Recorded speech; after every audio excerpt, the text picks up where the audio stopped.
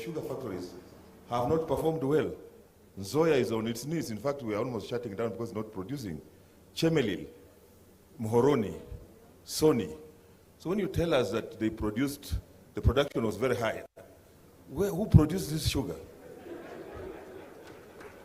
Who produced this sugar? We have to be realistic. I think Nation is right. We're having a problem, and we better face the problem and tell people the truth that we have challenges and look for ways of improving what we are producing, other than just giving us statistics that are not factual. I think the PS has a right of rebuttal. He'll have 1 minute to... Thank you. Thank you. My name is Ochilo Ayako. I also come from a sugar-growing county that borders Homa Bay that also grows sugar. I can assure you, and the farmers may be here, that nobody is growing sugar anymore. This production is production of what? Where I come from, we, and Sony is represented here and others, we are begging farmers to come back to growing cane. So if we reckon that we are overproducing, where is the sugar cane that is being used or being milled to produce this sugar? That is the fact on the ground. I'm a witness to that fact. Thank you.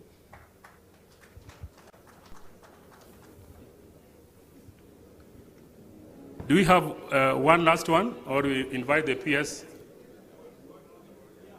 There's one more. Can I take one more? Sure.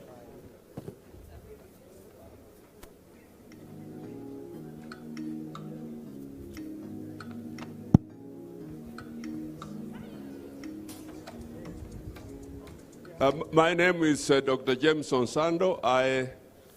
I'm a seed systems consultant, but I'm also chairman of the board of Jomo Kenyatta. I want to respond to the blue economy, not sugarcane. Yeah.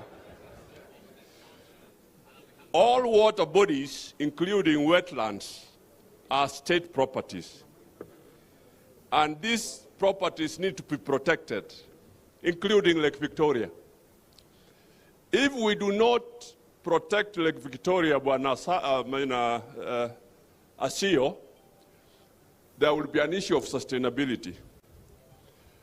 Because there is a tendency of pollutants from land getting into water bodies. And some of those pollutants can actually include heavy metals, which can get into the food chain and kill the goose that lays the golden egg. How do we mitigate this? In the laws of Kenya, all water bodies must have a riparian strip where you plant indigenous trees above of about 50 meters, 30 to 50 meters. What this does, it slows down siltation of water bodies. If you have siltation of water bodies, the sustainability of that water mass is threatened. Number two, if you have pollutants, including heavy metals and pesticides, getting into water bodies, then you are sacrificing the food security of fish. And I'm not saying this as a threat. I'm saying this because I'm looking ahead, sustainability. Will our grandchildren and their grandchildren find a viable Lake Victoria? If we continue this way, if we have all the silt getting into the lake, if we have some pesticides getting into the lake, if we have some industrial waste getting into the lake, if we have some organic affluent getting into the lakes, is this sustainable? My recommendation is, let us begin to shield off water bodies with some forestry plants like bamboo, which can make our water bodies healthier for the benefit of our children, their children, and their children. And I think that's critical. Let me seek you in that. We'll have a plenary where we'll have those kind of detailed responses For now, allow me to make this the last, and we are closing this session. And I'm advised that we can allow our panelists to step down. Can you give them a round of applause?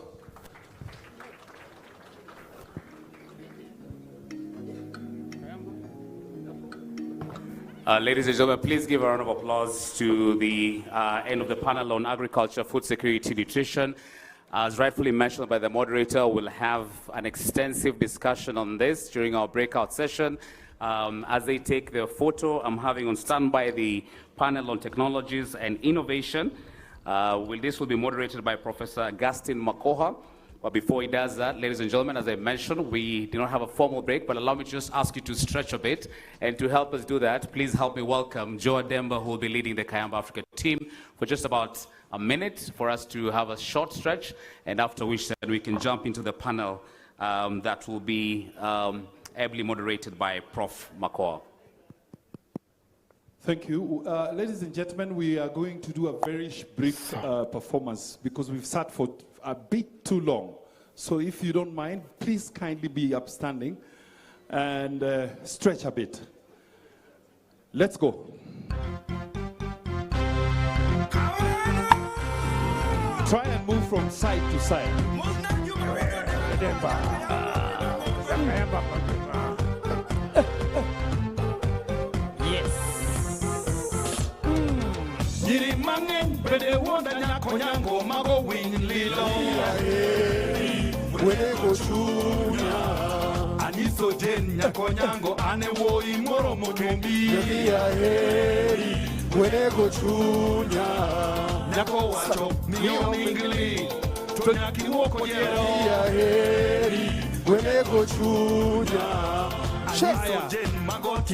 Ladies and gentlemen, please stretch your hands up like this. Let's go.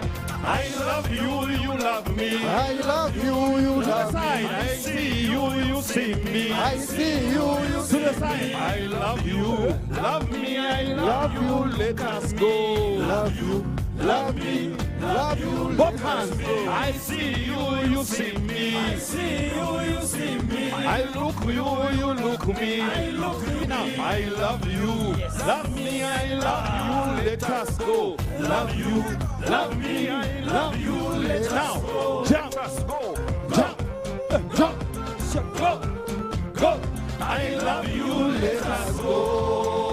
Count 1, 2, 3. Tumemaliza. Thank you very much. Thank you, ladies and gentlemen.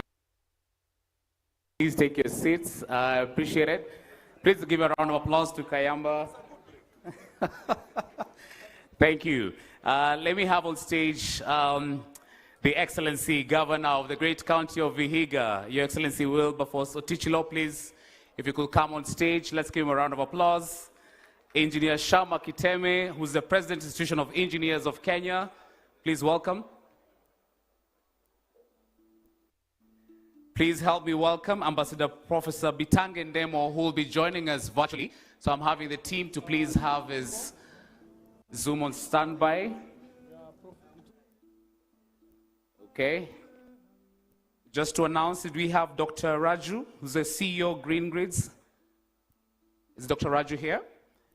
And also Mr. Nam Sangyo, who's the Deputy Chief of Mission at the Republic of Korea to Kenya. If we have a representation from those teams I've mentioned, if not, we'll proceed on. And allow me to have... All right. Thank you. We have apologies from Dr. Raju. Allow me now to hand over the program for just under 20 minutes at this point to Professor Augustine Makoha, who will in turn invite Dennis Volemi, the Group Director at KCB Group. Good afternoon, ladies and gentlemen, all protocols observed. Welcome to the session on technology, innovation, and investment nexus. And thank you, Kayamba Africa, for revitalizing our minds. You know, technology requires that your mind should be sharp. And I think now our minds are rejuvenated. So ladies and gentlemen, You appreciate that technology has been with us and is an integral part of human existence right from the days of Industrial Revolution in 18th century, and the ongoing advancements in technology and emerging innovations are actually reshaping the market landscape and also transforming investments across economic sectors. So I have a panel of expert speakers who will be diving into this. These are very knowledgeable experts who are also having diverse experience on matters of technology and innovation. So they will be sharing with us insights and expertise on how we can be able to leverage technology and innovations to be able to support or promote investments and development within the Nyanza region. So we shall start off with a keynote presentation from Mr. Folemi Dennis. Mr. Folemi, please make your way to the stage. Yeah. Mr. Folemi is the Group Director of Technology at KCB Bank. He will be sharing with us his presentation on how we can be able to harness technology for investment. Welcome. You have 15 minutes to present. Thank you. Thank you. Thank you. Your Excellencies, governors present, the co-chairs of the organizing committee and the committee members, distinguished guests, investors, professionals from Nyanza, and the rest of the country in the room, good afternoon. My name is Dennis Volemi. As introduced, I am the Group Director of Technology at KCB Group, and I'll be making, I'm glad to be here to make some statements regarding the transformative role of technology in investments and technology. Before I dive deep into the topic, it's important just to give you a sense of KCB Group. KCB Group is one of actually the lead sponsor of this event. And maybe before I make my statements, if there are any colleagues from KCB, you could just stand up and wave. KCB Group includes, in Kenya, includes KCB Bank and National Bank of Kenya. We are present here. We are happy to continue to support this region. So, as a bank, we are present in 7 countries in the region with 8 banks, 7 banks, 7 countries, 8 banks. Because in Kenya we have 2 banks, we have KCB Bank Kenya and NBK. We have a total of 33 million customers across the region, cutting across Kenya, Tanzania, South Sudan, Rwanda, Burundi, and DRC. We have a total of 1.3 million agents and merchants serving you across the group, and 12,000 dedicated members of staff, a lot of whom are here, and we have a stand at the tent both for KCB and NBK. Kindly feel free to visit us when you get a moment. In the region, in Kenya alone, we have 210 branches, just for your information. Again, the largest bank, as you know it, by all factors, whether it's in terms of profitability, the size of our balance sheet, the coverage of the branch network and agency network, and our distribution infrastructure. And Governor of Homa Bay, I'd like to report that we opened, the latest KCB branch was opened in Kendu Bay in the month of December. And it was a very interesting period, because this actually started trending online, because for a week after we opened the branch, we couldn't work because the community was coming to visit and appreciate their branch. So a big up to the people of Kendu Bay and the governor. Thank you for supporting us. This is the first bank in Kendu Bay town. So it was a big milestone for Kendu Bay as a town, and for that region that we value so much as KCB. I was asked today to speak briefly about the role of technologies and innovation in driving investments, both internationally in Kenya and across the region. And for this, I wanted to just speak at a high level at 3 different ways in which technology is driving investment in economic development. One, technology is a catalyst for development. A catalyst for development because things that we couldn't do previously, or we couldn't imagine how to do previously, today are possible because of technology. And one of the panelists from the Victory Farms talked about how they're employing technology in driving the fishing, farming business within their business. Secondly, technology enhances access and services to markets. And in my next slide, I'll speak extensively about how this can be a critical catalyst for development and investments in this region. Technology also diversifies portfolios and drives investments. And as opportunities begin to come up, I don't know whether you would have heard, but in 2024, Kenya received the highest amount of FDI, specifically in innovation and technology, as funding coming to startups across Africa. Traditionally, this space was dominated by Nigeria and South Africa, but is increasingly, as the tech savannah dream begins to become a reality in Kenya, we are seeing that technology investments are attracting a lot of investments.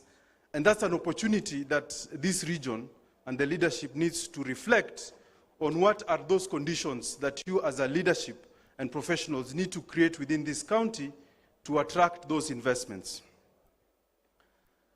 On the emerging trends and innovation, this is not exhaustive by any means.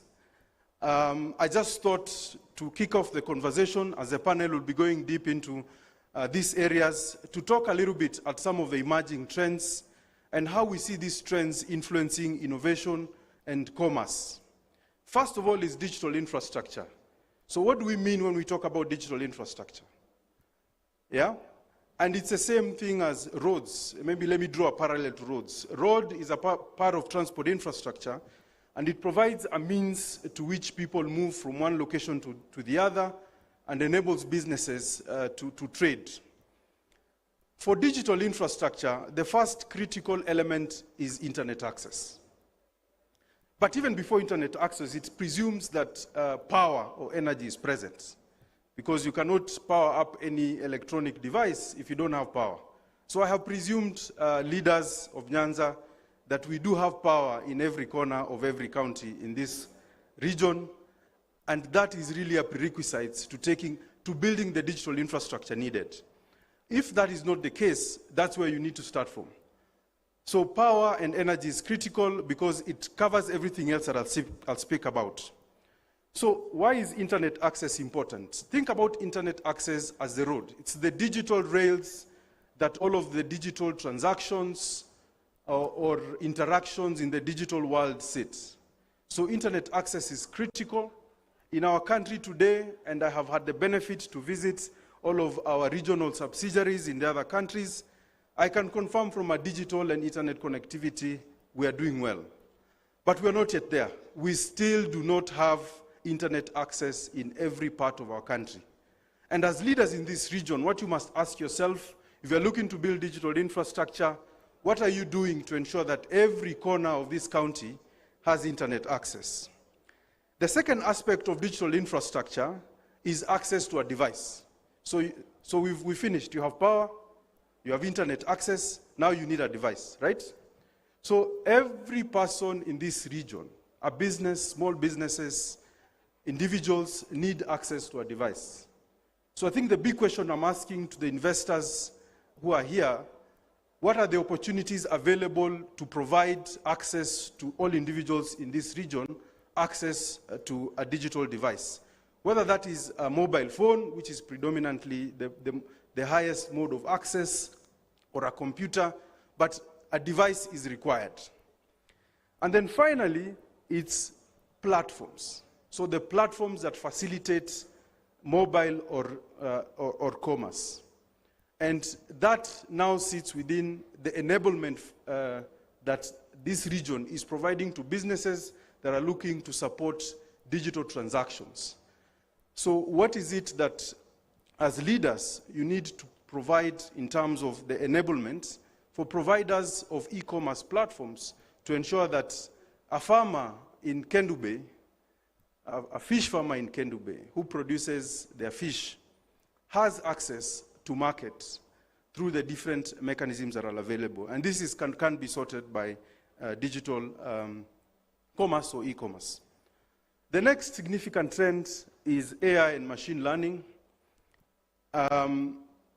It is a fact today, as we've seen how things are shaping up with AI and machine learning. And not just AI and machine learning. I picked AI and machine learning because it's the most significant trend.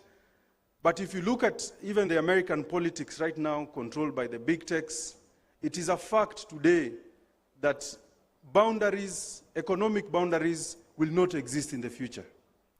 So technologies that are coming to transform how business is done are going to disrupt all of your administrative boundaries available today. So the question is, are we originating any new ideas or innovation in AI that would be leaders globally and take advantage of this technology? On the other side, we need to remain aware that as we are still thinking and talking and planning in conferences, people are busy building. And as you have recently heard last year, one of the biggest Safaricom competitors for internet is not another local ISP. It's Starlink, right? Starlink, who are not licensed in Kenya, they just dropped satellites, and suddenly anybody from any part of the country can buy a satellite at 30,000 shillings and has access to internet in any part of the country. Yeah, so you can see increasingly these technologies are going to affect us, and as professionals from this region, we need to reflect deeply on what is it that we are doing, either to provide opportunities for our people or take advantage of the progress that's being made elsewhere in the world to make progress here in Nyanza. The next is fintech. Because I work for a bank, I have to talk about fintech. And fintech really is financial technology. Investments and development cannot happen without financial services. And that's why, as KCB, we consider this forum a very critical forum. So today, there are emerging technologies that are ensuring that everybody has access to financial services.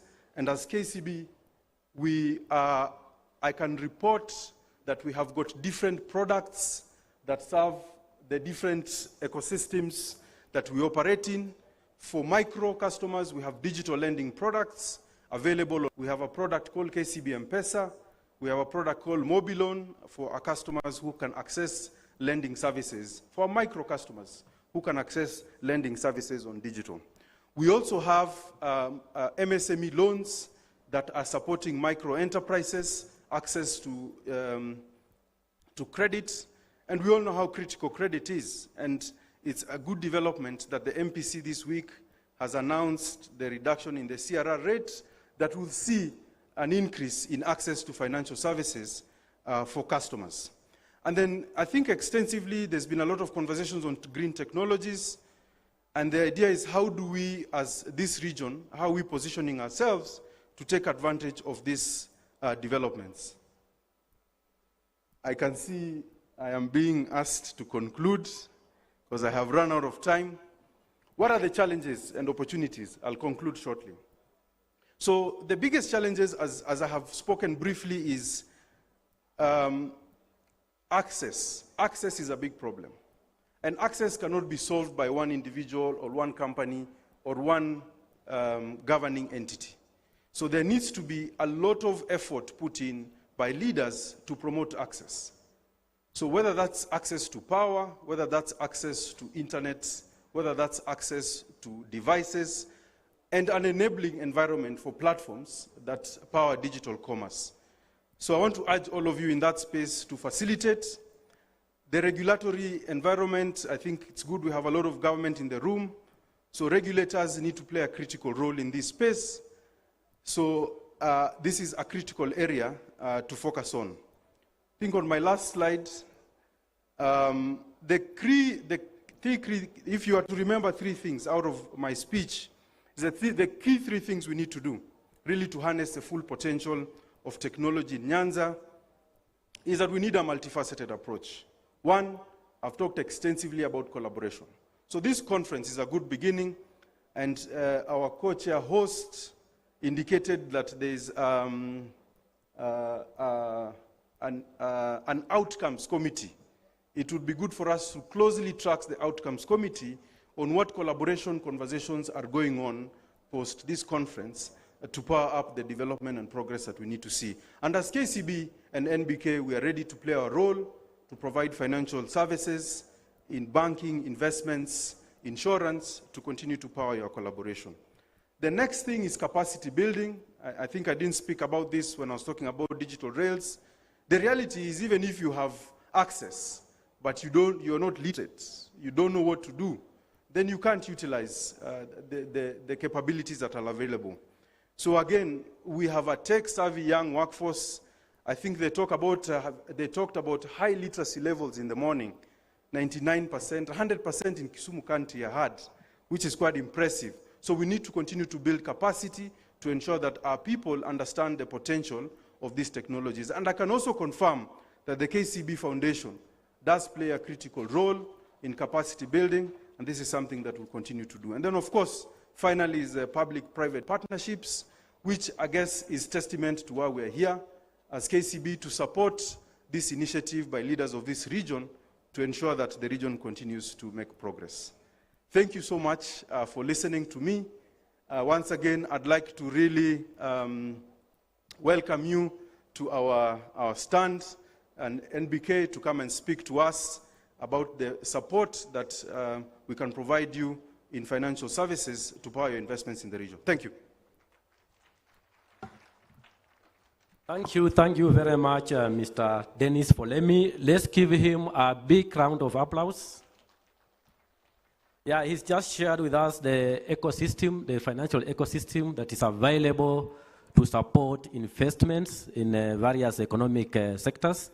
We are now going to jump into panel discussions, where our panelists will now be going deeper into the discussions to provide some insightful and actionable strategies on how we can be able to leverage our technologies, our innovations, to be able to attract investments, to be able to promote investments within this region. So allow me to introduce my panelists. I have Honorable His Excellency, the Governor for Vihiga County, Wilpa Otichilo, who will be sharing with us on aspects of regulatory space and policies to be able to support adoption of technologies within our investment space. We also have our President of the Institution of Engineers of Kenya, Engineer Shama Kiteme, who will be discussing broadly about adoption of technologies within infrastructure development, including agriculture, transportation, and energy sector. And we also have our panelist who is online. That is Ambassador Professor Bitange Ndemo. He'll be sharing with us on issues of digital technology. Professor Bitange Ndemo is the current ambassador of Kenya to the Kingdom of Belgium and the European Union. Welcome, Professor Ndemo. I hope you are online. Our technicians kindly assist us to have him online. In the meantime, we shall straight away, in the interest of time, jump into our discussions. And my first question will go to His Excellency, the Governor for... Okay, he's online. Thank you. I've just been informed that our online speaker is available. So I will go straight to Professor Bitange Ndemo. We understand that Kenya is considered a front runner in the technology space in Africa. And yes, and we want to hear from you, from your perspective, from your global experience, how can we harness this terrain, the digital technology terrain, to be able to tap into the potential, the available economic potential within the Nyanza region to be able to create new opportunities for investments, and also how can we be able to create innovation and technology partnerships to be able to drive development and investments. So, Professor Ndemo, please share your insights and your expertise and perspectives.